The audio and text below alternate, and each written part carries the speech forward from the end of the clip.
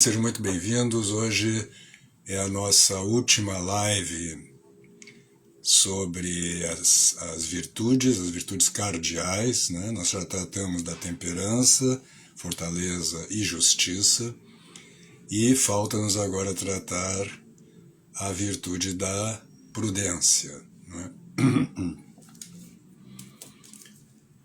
Antes de tudo, quero anunciar que a semana que vem nós vamos fazer uma série de lives de segunda a sábado, sempre às 21 horas, com o tema geral Fundamentos do Caminho de Perfeição, onde nós vamos tratar justamente disso, né?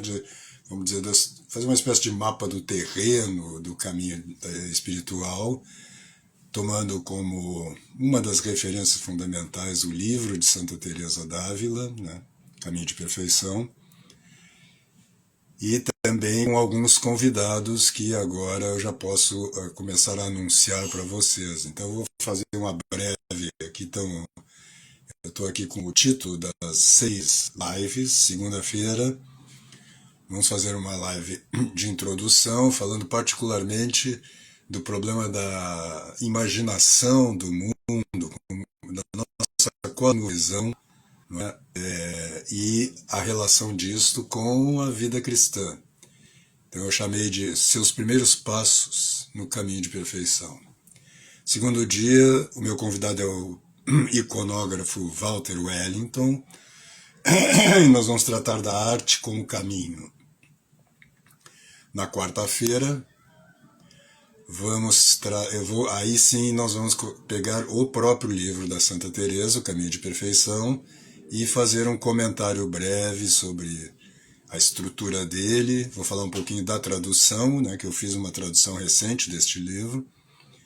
Aí na quinta-feira é o meu amigo Ítalo Marsili, e nós vamos falar sobre o caminho da salvação, pegando até esse sentido mesmo da palavra salvar, que em latim é tanto salvação no sentido cristão da palavra, quanto cura também, né? Salvar também é curar. Então vamos falar sobre a cura da alma, né? Relacionada à vida de oração, ao caminho de perfeição. Na sexta-feira vamos falar das 3 vias do caminho de perfeição: via purgativa, iluminativa e unitiva, comentando um pouco o texto do padre Garrigou-Lagrange sobre as vias, mas é uma tradição que remonta, né, ao início do cristianismo. Esses 3 estágios, né, esses 3 níveis que nós devemos ir percorrendo ao longo da nossa vida. E por fim, no sábado, o tema é o resgate da tradição cristã, e eu convidei alguns alunos do curso, a Tradição Cristã, para que nós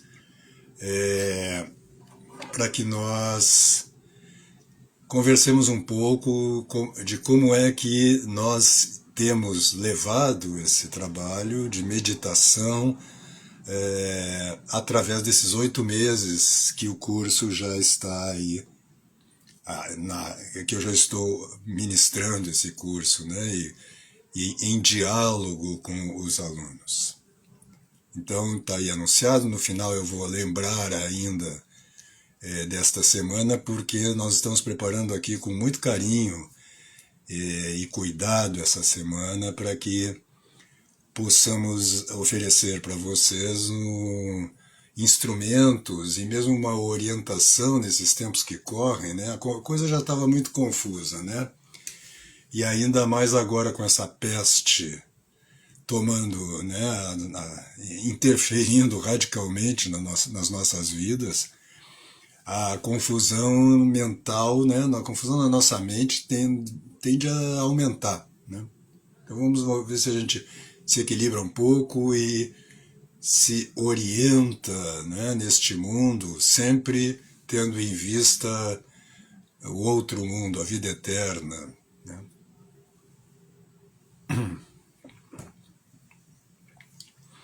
Então, muito bem, a virtude da prudência é tradicionalmente chamada até da rainha das virtudes, não é? Porque a prudência ela é... Eu vou ler aqui, eu estou com o livro do padre Antônio Royo Marin, em que ele dá uma definição de prudência que eu vou ler para vocês.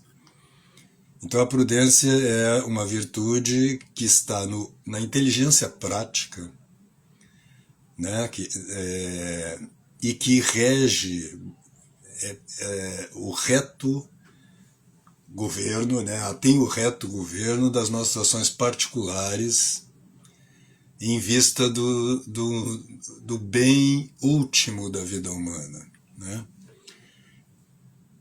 Então a prudência não é exatamente a virtude que estabelece qual é o bem último, qual é a finalidade última da vida humana, mas quem estabelece isso é a inteligência.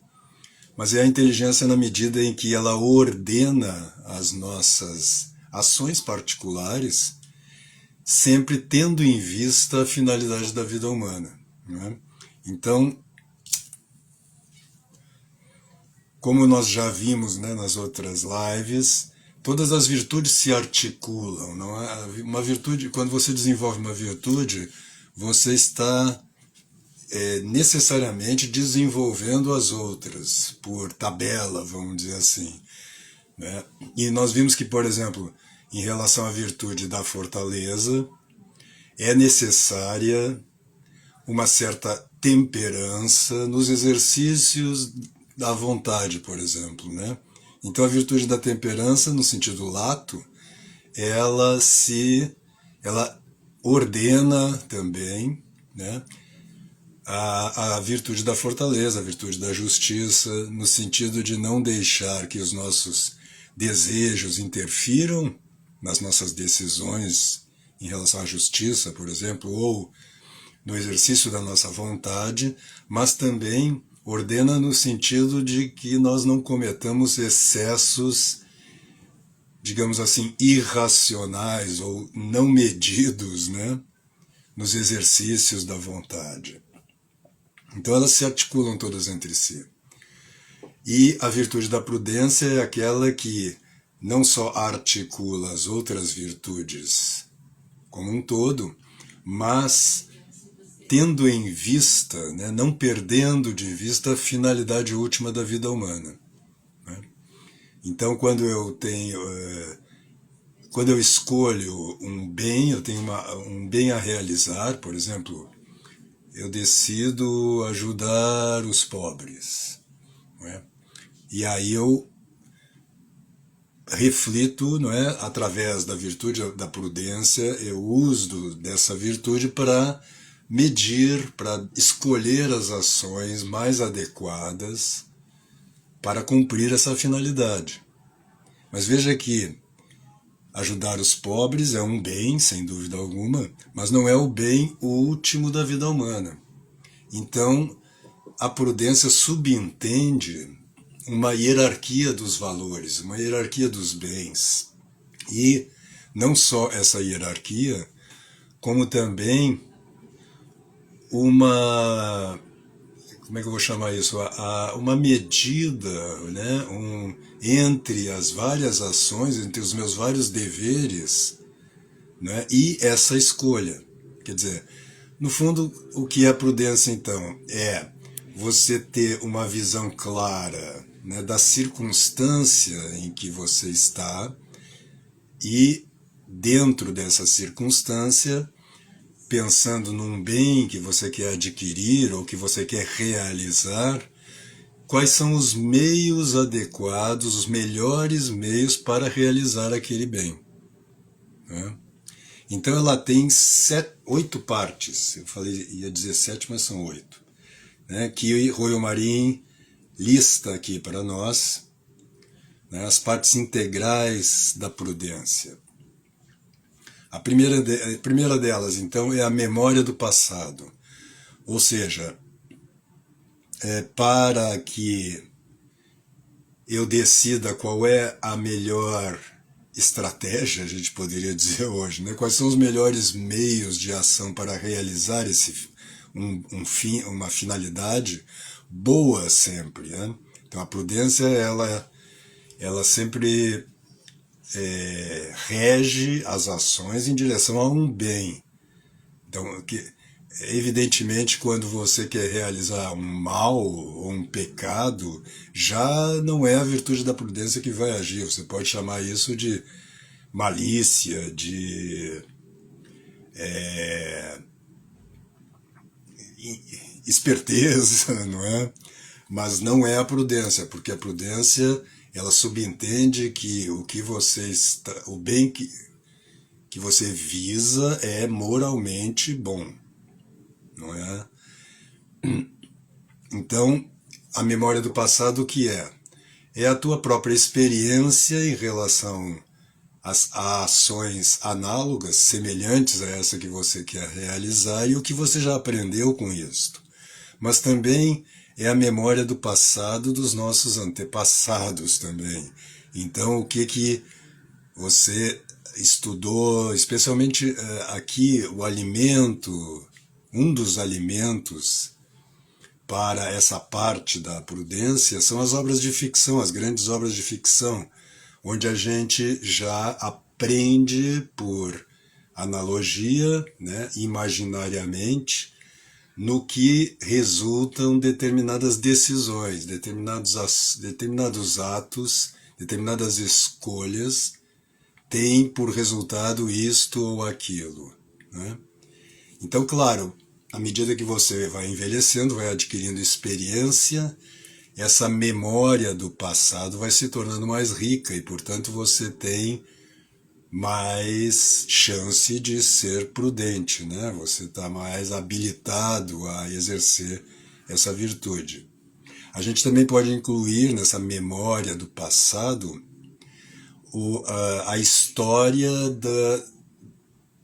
do passado da situação. Por exemplo, se você tem que fazer uma escolha de como estabelecer um programa de ensino num determinado semestre, né? Você tem que ter uma certa clareza de como é que, no passado desses alunos para os quais você está ensinando, determinou, né, a cultura, a história recente, determinou o imaginário, o que eles sabem, o que eles não sabem. Então você tem que fazer uma espécie de histórico da situação em que você se encontra em relação à ação que você quer realizar para se orientar, não é? Segunda parte, a inteligência da situação presente, né? Ou seja, dentro da própria situação, porque como ele diz, o Royal Marin, já na definição, a prudência sempre tem por objeto uma ação particular. Né? A prudência não trata dos conceitos em geral, isso aqui quem trata é a inteligência abstrata. Ou a inteligência pura e simples, né? O que é bom e o que não é, o que é útil, o que não é, em geral. Mas dentro de cada situação, o que é bom, o que é melhor, o que é útil, o que é nocivo, vai depender dos vários elementos que estão em jogo naquela situação. Então, a gente poderia também dizer que essa inteligência do presente é uma espécie de mapa dos elementos básicos da situação dentro da qual você vai tomar a decisão. Terceiro ponto, a docilidade, que é uma parte que é necessária porque nós não podemos confiar plenamente na nossa avaliação, por mais inteligentes e bem informados que nós sejamos. Algo pode nos escapar e o nosso próprio ponto de vista sobre a situação pode nos cegar para determinados aspectos dela, não é? Então, aqui, a terceira parte da prudência é aconselhar-se com aqueles que são mais sábios do que nós, que têm mais experiência do que nós, e também com todos aqueles que têm alguma coisa a cooperar para a compreensão da situação. Porque às vezes até pessoas mais limitadas, ou que têm uma experiência menor do que a sua, captam determinados aspectos da situação que estão fora do nosso horizonte. Então, São Tomás aconselha, que aqui ele está fazendo uma síntese do que São Tomás fala na Suma Teológica, que nós sejamos dóceis aos conselhos e ouçamos todo aquele que tem alguma coisa a dizer sobre a decisão a tomar, sobre a situação, para que nós façamos uma boa escolha. Como sempre, deixando bem claro, a escolha dos meios, para alcançar aquele fim. Quarta parte, a sagacidade, que é a prontidão do espírito para resolver por si mesmo os casos urgentes, nos quais não é possível deter-se para pedir conselho e mesmo para estudar a situação. Então isso aqui seria uma espécie de parte especial da prudência, que é aquela que a gente desenvolve através da meditação, de todas essas outras partes, do estudo, da história, da nossa experiência, da meditação sobre a experiência e etc. Mas existe uma parte da prudência, que é a sagacidade, que é aquela que nos exige uma decisão imediata. E o homem prudente, maduro, ele é iluminado, vamos dizer assim, pela sua própria inteligência ou pelo Espírito Santo, a encontrar o melhor meio, a melhor ação para alcançar aquele fim, quando não há tempo de meditar e estudar o assunto e consultar os sábios, etc. Depois a quinta parte é a razão, que produz, diz ele, o mesmo resultado que a anterior nos casos urgentes, mas no caso se tem tempo para resolver com uma reflexão madura e um exame. Então a razão, na verdade, para a maioria das decisões importantes, na nossa vida, nós não são urgentes, nós temos um certo tempo para tomá-las. Então a maioria das decisões importantes que exigem a virtude da prudência para nós não são urgentes. Então a razão é a parte da prudência que medita com calma e cuidado, sobre a situação e sobre os efeitos possíveis das várias decisões, dos vários meios, das várias ações que nós podemos empreender para alcançar o objetivo visado. A sexta parte é a providência, que consiste em fixar-se, em determinar bem o fim distante que se intenta, para ordenar para ele os meios apropriados e prever as consequências que se podem seguir de agir desta ou daquela maneira. Então você vê que a providência está essencialmente ligada à razão. A razão, ela como que reflete e estuda a situação, ela é como que estática nesse sentido, enquanto a providência já pensa no sentido providere, procuvidere, diz o Royal Marim, quer dizer ver de longe.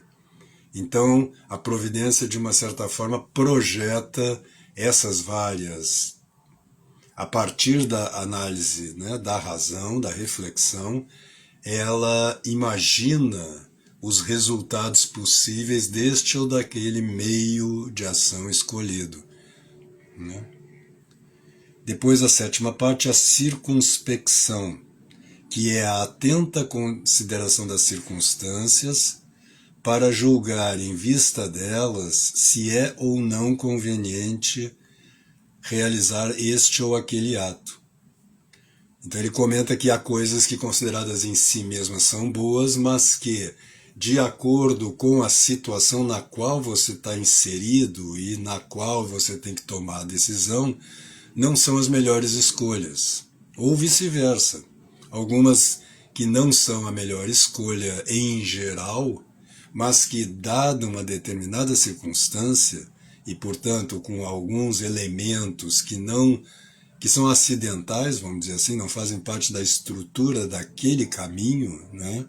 Você, levando em conta esses elementos, faz aquela escolha que, pensando de forma mais geral e abstrata, não seria a melhor. Circunspecção é exatamente olhar em torno, né? Então, é você se orientar na situação concreta. Veja que também, assim como as virtudes, essas partes aqui todas se relacionam entre si, né? E por fim a cautela ou a precaução, é a oitava parte, né? Contra os impedimentos extrínsecos que podem ser obstáculo ou comprometer o êxito do empreendimento, né? Então, por exemplo, aqui não se trata mais da situação propriamente dita, mas das possíveis interferências externas, seja de pessoas que podem estar presentes, né, no contexto da situação, seja de impedimentos mesmo de preconceitos, né, que você estão arraigados em você e que, né, você tem que ter uma certa cautela. Essa cautela está essencialmente ligada também ao conselho, né? Como é que ele chama? Ele não fala conselho, ele diz a docilidade, que é exatamente a nossa docilidade em relação aos conselhos, né? Dos mais sábios, né? Então,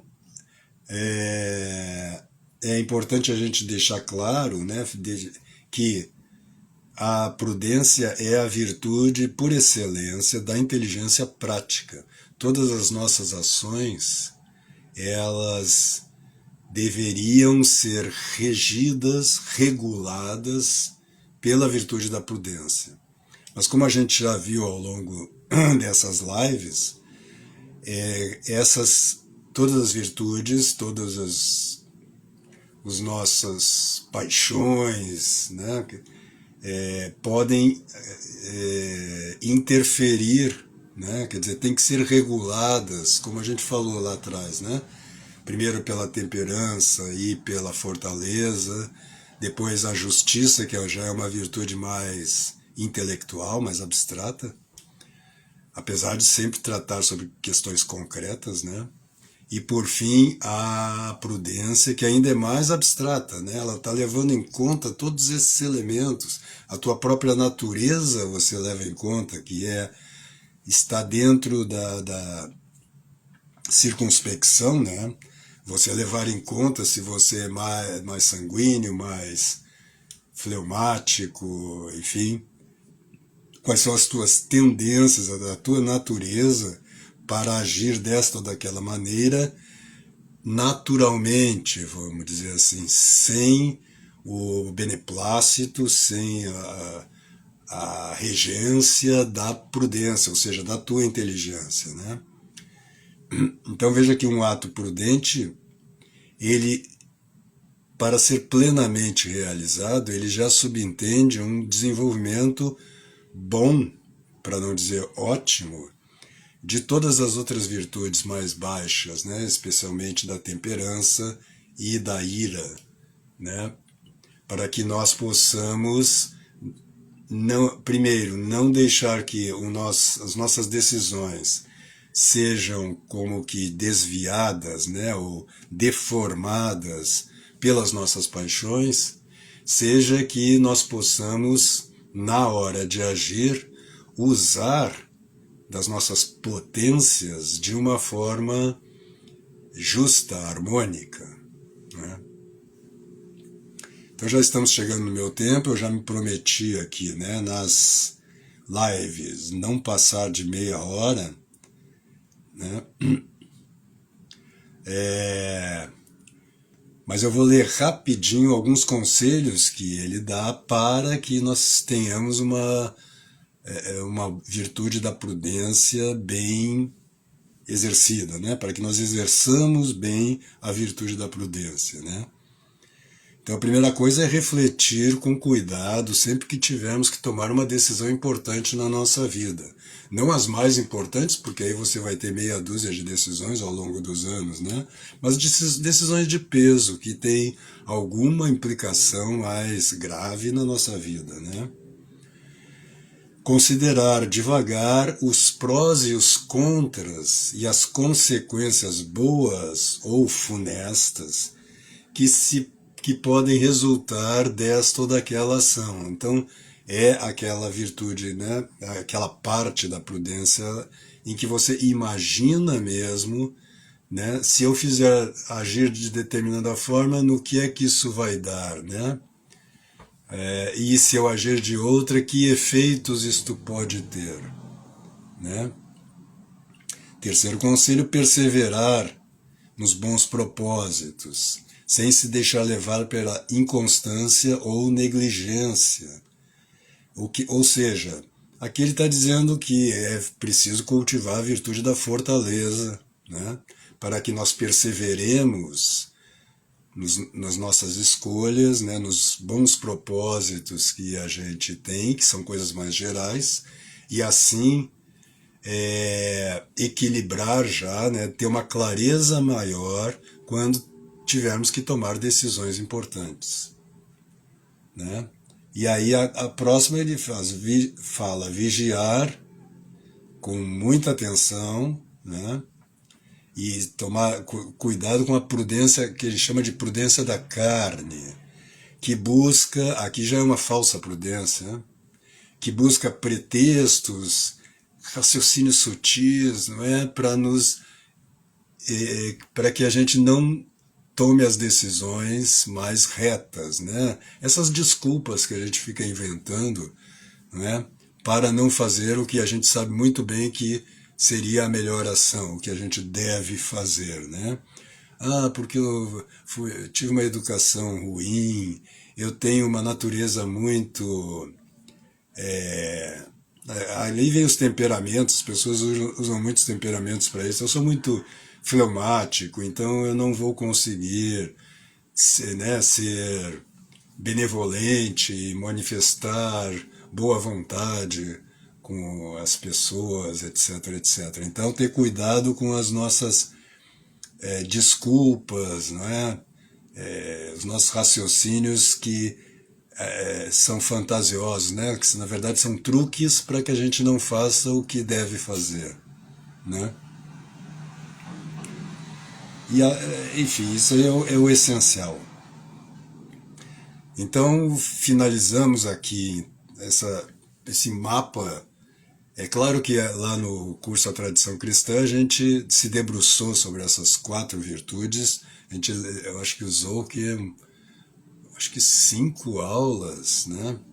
Lendo o texto de São Tomás, falando das virtudes anexas também, que são várias, mas aqui a gente não tem tempo, e o que me propus mesmo era dar um breve resumo aqui para vocês sobre esse assunto. Vou continuar fazendo isso, não a semana que vem, que é uma semana especial, né? Logo vou lembrar vocês de novo do tema da semana que vem, mas depois, quando eu retornar as lives aqui mais livres, vou voltar a fazer isso. Estou estudando determinada coisa lá com o grupo de alunos e trago para vocês algumas dicas, algumas, vamos dizer, como eu chamo, assim, pílulas, né, concentradas daquilo que lá a gente tem mais tempo de desenvolver e sobre o que a gente pode meditar com mais cuidado, né?